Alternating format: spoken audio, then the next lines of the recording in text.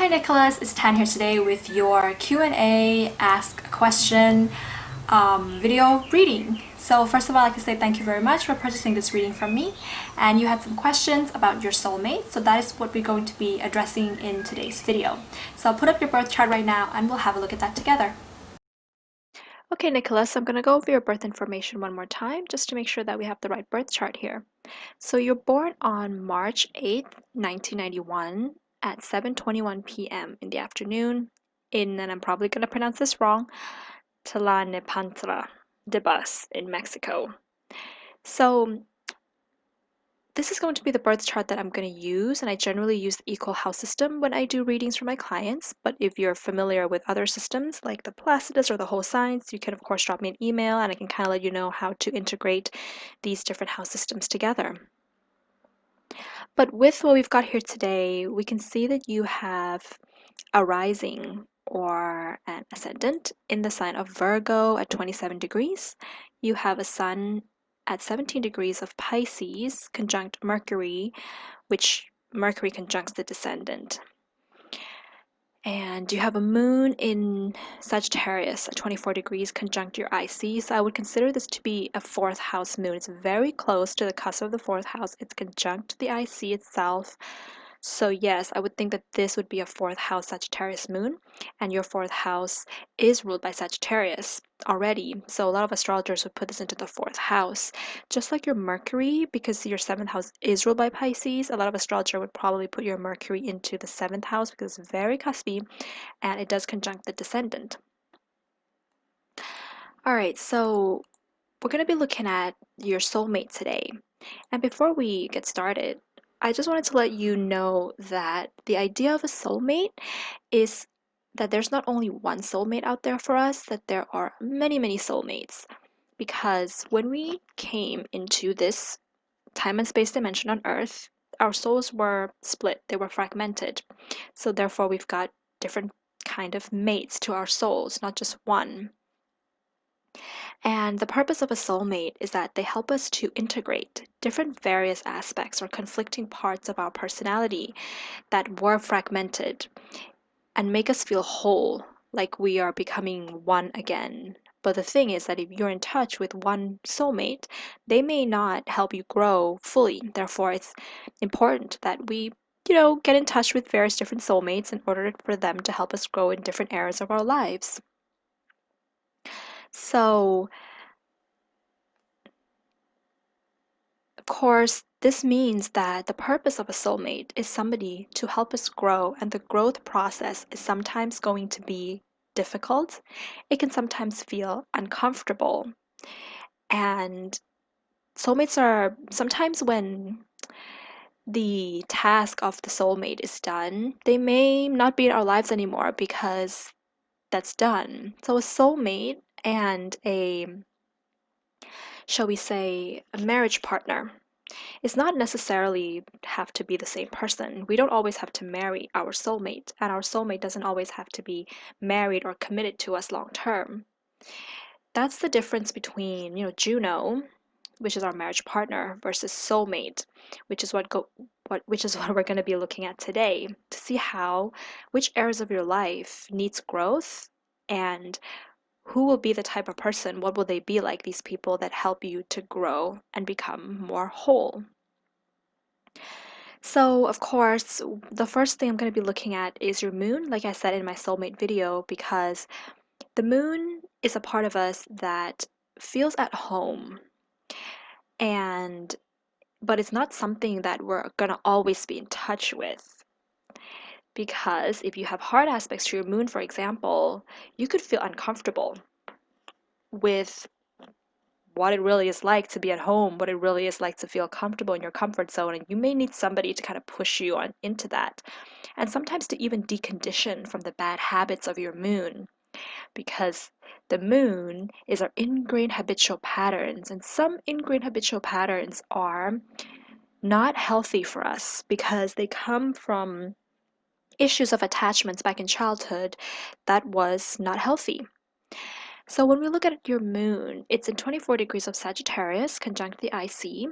So this means that in your comfort zone, Nicholas, you're somebody who's definitely looking for belonging, like really close and intimate belonging, a safe space where you can share your highest beliefs, your highest ideals, your higher understanding of life.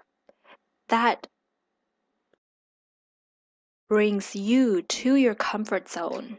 But this is going to be a little difficult because when the moon is conjunct to the IC, it's only when you feel safe are you able to share these belief systems of yours. You know, sometimes things that you want to mentally stimulate and challenge yourself into newer states of understanding about everything, philosophies. Sometimes it's the seeking of the truth behind religion. It's the truth seeker placement. But it only comes out when you really feel safe, when you really have somebody that feels is not gonna judge you, it's not gonna hurt you. That's when you can really share this, and you need to share this. But because it's conjunct the IC, this is the kind of the deepest core part of you, the people around you who you know at a surface level, they're not going to see this part of you, but this part of you is really seeking for someone to understand. So I do want to point out that your moon is in a square to Mercury and the Sun, which is in Pisces, and the moon is opposite to the midheaven, and the moon is in a square to the ascendant. So we have a grand cross formation in your chart, if you can see it. So the ascendant and the midheaven are square, which is actually pretty common, but also not common. And Mercury is squaring the midheaven. Mercury squares the moon, and the sun squares the moon as well. But Mercury is closer because Mercury is at 24 degrees. And yes, the moon squares the ascendant. So we have what in astrology we call a grand cross. And this grand cross does have to do with relationships, intimacy, belonging, because Mercury is conjunct the descendant. So this is relational grand cross. And when we have a grand cross in our natal chart, it shows somebody who has a restless nature with regards to the themes of the grand cross. There's a seeking outside of the self for the stability inside of the self. So with these particular alignments, you're searching outside of yourself for a deeper understanding and a conversation that you can have with somebody. Mercury, the moon in Sagittarius, Mercury in Pisces, in which that person is going to be able to enlighten you or give you some sort of inspiration or awakening, or sometimes it's poetic romance type of communication that's going to make you feel stable from within yourself because you're searching, you're searching, and you're searching. But because it is a grand cross, it's not going to be achieved in this way. That's not how a grand cross works. The more you search outside of yourself, the more restless things become. So, the first aspect of a soulmate person for you is somebody who's actually going to be able to tell you, Nicholas, you need to look inwards. That's what ultimately what the Grand Cross does. It gets us to go inside of ourselves. So when you go inside of yourself, that's where you can find the stability. Pisces rules, spirituality and a cosmic understanding.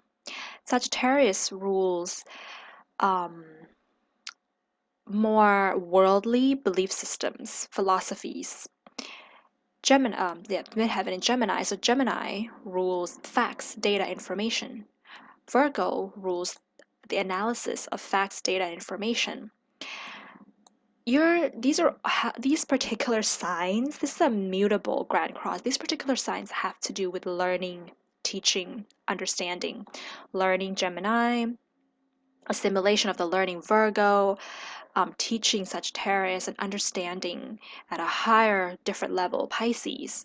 So this makes you easily influenced and easily teachable by people in your life who may be teaching you or giving you information or analysis of information that could be the truth and for you and could be good for you, but it could also be the opposite, meaning that there may be people who come with particular information and teaching that is not healthy for you with whatever reason that may be. And so your soulmate is going to be somebody who could be one or the other.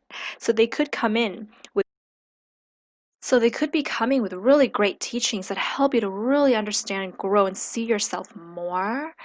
And you really get turned on by this type of people because you have the asteroid Eros, which is, the erotic sexual asteroid, tells what really turns us on, and it's in Sagittarius as well in the third house, the house of the Gemini house. So mental stimulation, maybe your teachers or somebody who's just super intelligent and very smart, that really turns you on. So they could be, bringing you good teachings, helping you to grow in that sense, or they could be bringing more dogmatic, fanatical types of a teaching, or completely delusional spiritual bypass teachings. Spiritual bypass is when somebody tells you that to be a good person, you have to be spiritual. You have to step outside of yourself to be spiritual. But that's spiritual bypass, because true spirituality of Pisces, if you really study this sign very deeply, it's really about healing of the self. To become a spiritual person, you have to know how to heal yourself. You can't bypass. You have to dig into the self, into your past, understand your pain, find grace from that pain, loving the totality of who you are. That is true spirituality, right? So, yeah, you may attract those who bring you delusional types of ideas about love, or relationships, or about anything in life, really, so that you can learn, right? Soulmates teaches us to grow so that you can learn to use the logic of your mind, the rationalization of your mind, Virgo, Gemini, to discriminate the inner truth that you already have within yourself from these kind of delusional or illusionary truths that's a product of escapism or bypass. I hope it's kind of making sense. So this is ultimately what a part of what your soulmate is is teaching you or is helping you to grow with this particular type of being able to use your mind for mental discrimination and then coming to a more rational, practical perspective. Because your North Node is also in Capricorn. And the North Node is the greatest growth within all of us. So Capricorn is a very rational, practical sign. Capricorn can take something that is more dreamy or a hope or a wish and put that into the material reality, make that something that can be manifested in the material world. But yes, so that's the first part of what we're looking at when we're seeing your soulmate. So the second thing we're going to see is your seventh house. So we can see that your seventh house is ruled by Pisces. So that's going to be, well, first of all, Neptune, which is over here in Capricorn in the fourth, as well as Jupiter in the 11th house. Your Jupiter is actually in a pretty good place. I like that. But let's have a look at this Neptune square to Venus, which Venus is also in your seventh, in Aries. So Venus squares Neptune and Uranus. Yes, closer to Uranus actually than Neptune. But yes, so when this is happening, the type of people that you may be attracting into your life, again, Venus squares Uranus and Neptune is talking about something more boundless and has more variety, and a partner who is able, or a soulmate who is able to get you to explore your spontaneous, impulsive desires and need to put yourself into pleasurable situations of love and romance, and the rush of love and romance that encompasses diversity, meaning that you may yeah, with the moon Sagittarius as well, you may be drawn to or um, fall in love with people who are very different from you in terms of maybe it's their social background, their economic background, their beliefs, definitely, like we talked about previously. They could present you with new belief systems that's very vastly different from what you know, different in religion. Uh, they live in a very different part of the world. Um, they are unconventional in whichever way that may be. And so the reason for this is that your soulmate really challenges you to have unconditional love and to differentiate the difference between the unconditional love of Uranus and the unconditional love of Neptune. Because both of them can represent unconditional love, but they're very different. But of course, Neptune again comes with illusions, so there's going to be fantasies in love. There's going to be feelings of heightened sensation and heightened romance when you first fall in love with certain people. There's going to be a rush. You're going to take risk in order to be with somebody. Risk that can lead to disappointments initially, but of course you're learning, right? These types of people are helping you to grow. They can lead to disappointment when you find out that you've put in so much effort. Maybe you travel long distances, Mars in the ninth house, in conjunction to Neptune. Maybe you travel long distances, spend loads of money, put yourself out there sexually, to find that this person is just too different from you and it's not really going to happen, or they've have displays of toxic behavior. They're dependent on you. They put themselves in a position of needing your help, of needing your support, or it could be you that puts yourself in the position of needing their help and their support, and we have some codependency going on. Or maybe one of you would like to continue to be a little bit more unconventional and the other is not ready for that. And there's a struggle back and forth between how do you give unconditional love when there are certain um like, what is the difference between loving somebody for their flaws versus loving somebody for their toxic behavior? Do you see what I mean? That's Uranus is loving somebody through their flaws. Neptune can sometimes love somebody through their toxicity, which we don't want to do. We want to draw the line, we want to set boundaries, but still we want to be able to love somebody through their flaws, because flaws are little things that may irritate us about somebody, but if we could allow them to be themselves, Uranus, we could allow them to grow in their own way, Uranus, they will allow us to grow in our own way, Uranus. Like a free bird that has to fly and roam free, but eventually, because the free bird feels that it has all the freedom it has in the world, it eventually comes back home to where it was in the first place, Uranus. But the Neptune has to make this distinction between, is that person roaming free, made a promise, didn't uphold it, and maybe is engaged with other people, lied about it, didn't tell me about it. Is that a flaw or is that toxic? If it's a flaw, which it's not, these types of behaviors can be a little bit more toxic, then Neptune has to know how to cut that off, has to see that clearly. But if they're not doing those things, they're simply, let's say, roaming free like a bird, but forgot to call you today because they just got really busy with something. That could be one of their flaws. If they eat funny, that could be one of their flaws. And Neptune has to be able to love through that as well. So, your soulmate, I'm really seeing a theme here with what we talked about previously of freedom. Your soulmate has to be somebody who is giving of freedom. It's a little bit more like that selfless type of a nature, but not selfless in the sense of sacrificing the self, but selfless in a sense of unconditional loving you with your flaws, you loving them through their flaws. So that's something that you really need in a particular soul relationship. And of course, you're going to be faced with the discrimination between the flaw versus the toxicity that these particular individuals are here to help you learn. And maybe they already have, in your past. So, Psyche. Psyche shows another part of true love. Somebody that can just really love you for this kind of nature of the Psyche sign. And of course, that's in Gemini, and it's opposite to Eros as well.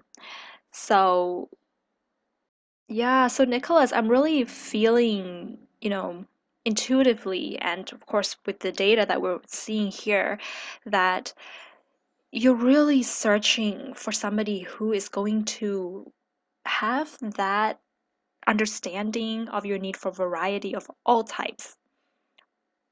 And, Venus, Uranus, um, Gemini, Sagittarius, there's like an Aquarius, a Gemini, a Sagittarius theme that we're seeing that's being involved here, and Neptune definitely. But Neptune is a whole other world, and Neptune encompasses everything. Neptune is the Sagittarius, Neptune is a Gemini, Neptune is everything basically at the end of the day when we put it to clarity. But yeah, so these themes together is really like telling me that if you are somehow in your life, limiting yourself to the trajectory of relationship timeline that the society has set, that you have to get married at a certain time, you have to have kids at a certain time, you're really limiting yourself to, if you're doing this, but you may not be, you may be limiting yourself to the full expression of what you can discover through love and relationships, because these particular patterns are telling me that your love partner, your soulmate, is somebody who's gonna be able to explore the world with you, the outer world and the inner world, the world of thoughts and ideas and philosophies and a spiritual understanding and even art. Neptune, Venus, Uranus is art and creativity, music and dance and the expression of maybe like higher consciousness through art, spirituality through art, divine through art. Like they have to understand this type of a nature about you. This is the variety of Gemini. Is that when you want to try something, like your soulmate has to understand and love you for your curiosity. You need to try things out, test them out, whether they're going to work or not. So that's really important for you when it comes to love and relationships. So with the North Node in Capricorn, how do your soulmate also has to be somebody who's going to keep you grounded through all of this, who's going to be able to say, well, okay, we're going to do all these weird, crazy things, and we're going to express ourselves so freely and discover more about the world together, but do we have enough money saved up? Do we, have we done our work for today? Have we accomplished the work that we have to do today first? So that's really what you need here. Um, and even somebody who may tell you to never give up. If you would like to, let's say, if you're some kind of artist or musician or working towards some spiritual growth, or maybe you're a writer. Oh yeah, maybe you're really turned on by people, maybe someone's words, or a writer of some sort, could be. So, a speaker, somebody who's a really good communicator, they may encourage this part of you and then tell you to not give up, to keep persevering, even though there are obstacles. Keep up your integrity. The Capricorn energy is really integrity, um, not giving up even when the times get tough, but also not taking shortcuts. It kind of has this energy of, that movie, the musical La Miserable. I hope I'm pronouncing it correct, but that energy of this integrity. I'm going to stick to my own moralities and my principles and not compromise that when times get tough. So I think this is really important with regards to what we're seeing with the rest of the chart, right? Because sometimes when you really want to have a variety of things in life, we can have other people step over our boundaries, or we can step over other people's boundaries. Venus, Neptune, a lot of other things in the chart, Pisces, because we are not in touch with our moralities and our internal compass and sticking to what's right, that we view as right in our principles. So that's an important part of your chart as well. So I do feel like at the end of the day, these particular signs that we're seeing here in your chart that we talked about, they're definitely your soulmate. But I'm getting this energy of if you were to really date somebody, now we're going into types of like long-term committed relationships. I do feel like I do feel like a Leo type may be great for you. Like somebody who has lots of planets in Leo because well their planets would first of all fall into your 11th house in if we're using equal house. And they wouldn't kind of trigger the Grand Cross that we're seeing here. They wouldn't really trigger this Venus square, um, yeah, this Venus square that we've got here. Plus, like we said, the other ruler of the seventh house is Jupiter. And so Jupiter is in Leo in the 11th house. Somebody who's going to be able to support all your creative efforts, all your goals and dreams and wishes, and they're fun in themselves. They're just like this uh, empowerment type of a person in your life. Um, I also feel that if you were to even be involved in a particular, yeah, I think Leo, Aquarius, maybe even Taurus types who are a little bit more grounded and, um, but then that could be opposite your Pluto, but that's okay because your Pluto is you have Pluto trine the sun, you're going to experience some kind of transformation in through relationships and career because the sun is conjunct the descendant and the sun is also your career. So we can see that, but that can be easy transformation and maybe a particular Taurus individual can help you transform and bring stability. But yeah, I'm really seeing, I feel like this Leo energy is really good for you. Aquarius energy is really good for you. I feel like you have an artistic soul, and that particular axis is all about kind of the support of your artistic endeavors. So that is going to be my reading for you today, Nicholas. And I really enjoyed diving into your soulmate reading with you. I hope that you gained some insights from this. So if you have any further questions, you can of course drop me an email and we can talk and discuss about it further. So have a beautiful day. Bye!